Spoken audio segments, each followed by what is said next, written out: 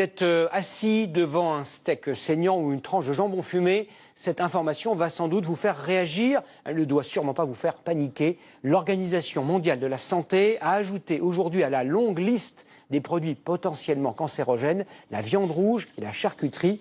En consommer de manière excessive est susceptible d'augmenter les risques de cancer. Romain Gouachon et Jean Chubillot ont enquêté. Le bœuf, mais pas seulement. Le veau, le porc, l'agneau, le mouton ou encore le cheval, mais aussi la charcuterie comporterait des risques cancérogènes. Selon l'Organisation mondiale de la santé, la présence de fer, mais aussi de nitrates dans certaines viandes favoriserait notamment l'apparition du cancer de l'intestin.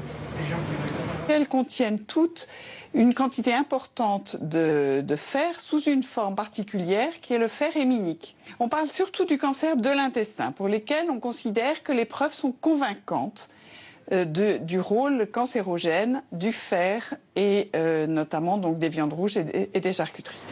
Selon l'étude de l'OMS, chaque portion de 50 grammes de viande, dite transformée comme la charcuterie, et consommée quotidiennement augmenterait le risque de cancer de 18%. Concernant les viandes rouges, chaque portion de 100 grammes consommée par jour augmenterait cette fois le risque de cancer de 17%. Une alimentation riche en viande qui serait à l'origine d'environ 80 000 décès dans le monde et par an. Pour les nutritionnistes, la viande doit être consommée de façon équilibrée et modérée. Nous avons 14 repas dans une semaine. Il faut manger environ 2 fois par semaine de la viande rouge pour arriver à environ, admettons, 500 grammes ou 3 fois. Bon. Et puis le reste des repas, on va mélanger de la volaille, de la viande blanche, du poisson et des œufs. En France, la consommation de viande a baissé. En 1998, elle approchait les 95 kilos par an et par habitant, contre 86 kilos en 2014. Seule la volaille reste toujours aussi présente qu'avant dans les assiettes des Français.